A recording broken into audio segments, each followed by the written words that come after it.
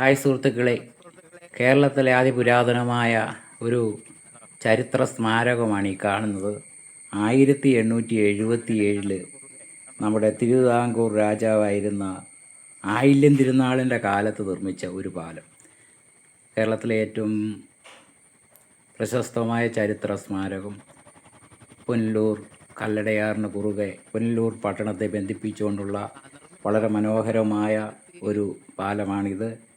Scottish missionary എഞ്ചിനീയറായിരുന്ന Albert ഹെൻറിയുടെ കാലത്താണ് ഈ പാലം നിർമ്മിച്ചത്. ഏകദേശം 400 അടി നീളമുള്ള ഈ പാലം വാഹന ഗതാഗതത്തിന് ഉപയോഗിച്ചുകൊണ്ടിരുന്ന ഒരു പാലം കൂടിയായിരുന്നു.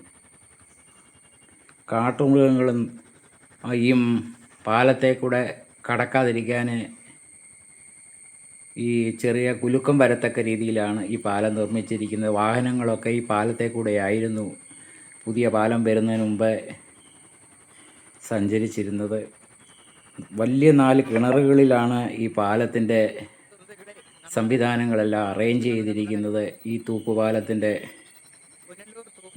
ഭാരം താങ്ങാൻ വേണ്ടി അങ്ങനെയാണ് അത് അറേഞ്ച് ചെയ്തിരിക്കുന്നത്. വളരെ കൗതുകകരവും രസകരവും എല്ലാവരും കാണേണ്ടതുമായ ഒരു മനോഹരമായ പാലം. ഇന്ന് പുരാവസ്തു വകുപ്പ് അത് സംരക്ഷിച്ചിരിക്കുകയാണ്. തീർച്ചയായിട്ടും നമ്മളൊക്കെ ഈ പാലം കാണേണ്ടതാണ്. നമ്മുടെ ചരിത്ര വിദ്യാർത്ഥികൾ, ചരിത്രം ഇഷ്ടപ്പെടുന്ന ആൾക്കാർക്കെല്ലാം കാണാവുന്ന ഒരു പാലമാണ്. Okay, by.